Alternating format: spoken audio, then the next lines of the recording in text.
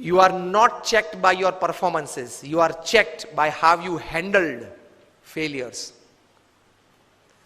Fortune 500 के बारे में तो आपने सबने सुना है ना, Fortune 500 कंपनीज, उसमें से कहीं सीईओज को मैं मिला हूं, नेशनल इंटरनेशनल सेमिनार्स में हम मंच पे साथ में रहे हैं।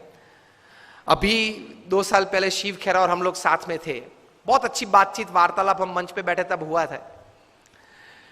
बड़े बड़े सीईओज को मैंने पूछा है, मल्टीनेशनल कंपनीज के सीईओज को, कि the person to whom you are paying more than 10 crore rupees per annum in salary, what do you ask them in their interviews? तो एक बड़े मल्टीनेशनल कंपनी के सीईओ ने मुझे पूछा था कि Swami, this is the first time I am asked this, कभी हमने ये नहीं सोचा था। मैंने बोला कि क्योंकि कई एग्जीक्यूटिव्स हैं, उनकी एनुअल तनख्वाह है 50 करोड़ 100 करोड़। मैं जागृत अवस्था में बोल रहा हूं।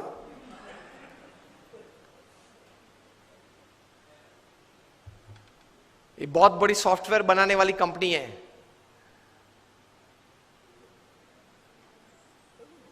हाँ, इन्फोसिस नहीं, इंडियन कंपनी है, अमेरिकन कंपनी है।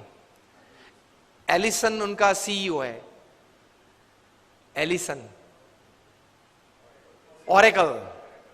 ऑरेकल कंपनी है, आप नेट पे जाके ऑरेकल खोलना, एलिसन नाम डालना और उनकी तनख्वाह आप देखना।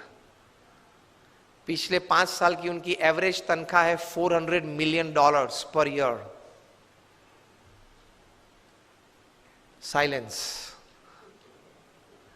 $400 मिलियन, $1 मिलियन मतलब 65 करोड़ गिन लो, चलो राउंड फिगर 70 करोड़ गिन लो। $1 million is, that is $10 lakh, is 7 crore rupees. So 400 million is 2800 crore rupees per annum salary. अब देख लेना, मैं नाम देता हूं, Ellison, ELLISON, he is the CEO of Oracle. अब नाम देख लेना। अभी परसों ही आपने सुना होगा सुंदर पिचाई का, गूगल के सीईओ, पर डे की सैलरी 3.5 करोड़। परसों ही न्यूज थे, हाँ 2 दिन पहले न्यूज थे, in the print media it is today, electronic media में 2 दिन पहले आ गए थे ब्रेकिंग न्यूज में। लास्ट ईयर फाइनेंशियल ईयर की पूरी सैलरी उनकी 1285 करोड़ थी, टू बी एग्जैक्ट 1285.5 करोड़, मतलब रोज की तनख्वाह 3.5 करोड़ की। सुंदर पिचाई, गूगल के सीईओ, अब देख लेना। मैंने इनको पूछा, इनकी एमएनसी की टर्नओवर थी 2.5 लाख करोड़ की। हम दिल्ली में एक फंक्शन में साथ में थे, मंच पे बैठे थे, मैंने उनको पूछा कि दोज एग्जीक्यूटिव्स हुम यू पे मोर देन 10 करोड़ और 25 करोड़, उनको इंटरव्यू में आप पूछते क्या हो?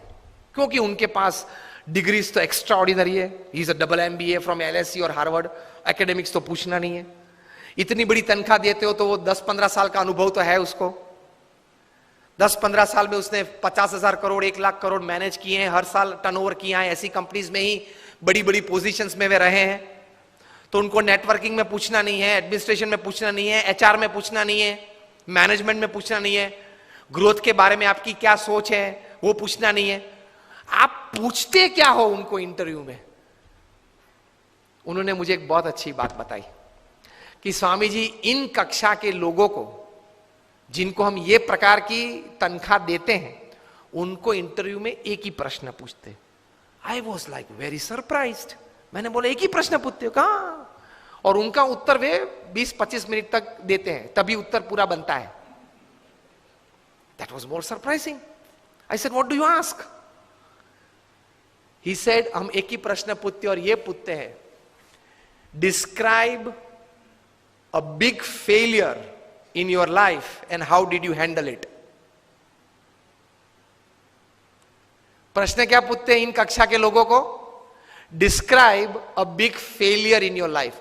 आपके परफॉर्मेंस के बारे में हमें कुछ पूछना नहीं है कि मैं पहली कंपनी में था, वहां 200% सेल बढ़ा दिया, दूसरी कंपनी में था, वहां 500% ग्रोथ कर दिया, वो हमें नहीं सुनना है। वो था, आप लोग सब जो यहां बैठे हो, जो इंटरव्यू वाले देने आए हो, जिनको हम ये तनख्वाह देने वाले, सबके पास ऐसी ऐसी परफॉर्मेंस स्टोरीज है, ये कॉमन है, ये हमको नहीं पूछना है। पूछना क्या है? Describe a big failure of your life and how did you handle it. Simple. Performance से आपका कैलिबर का टेस्टिंग नहीं होता, वो तो किसी को भी चांस मिल जाता है, प्लेटफॉर्म मिल जाता है तो कूद लेता है। How did you handle failure? How did you handle a setback? How did you handle a fall in your life? That is important. क्योंकि अब रूटीन में जब हमारी, अगर हमने आपको हायर कर लिया, रूटीन में हमारी कंपनी चलती होगी, तो आप तो अच्छा परफॉर्मेंस दिखाए नहीं वाले हो। लेकिन कंपनी में अगर बड़ी आफत आ गई तो आप क्या करोगे वो बताओ। बाकी तो आपकी जगह और कोई भी ये कंपनी चला लेगा। Isn't it a very important question? उसमें वो मल्टीनेशनल कंपनी के सीईओ ने मुझे बताया कि स्वामी, इसके उत्तर में उसको 20-25 मिनट हम देते हैं और उसमें भी हम ये जांच करते हैं कि किस प्रकार के विचार और प्रैक्टिसेस उसने अप्लाई किए, वो साइड में रखते हैं। किस प्रकार के एटीट्यूड्स उसने उस वक्त रखे, उस पे हम गौर रखते हैं। What we see in his answer is not what he thought during failure, not practicals what he applied to come out of that failure. What we see is what type of attitude he kept when he was a failure, when he met failure in his life.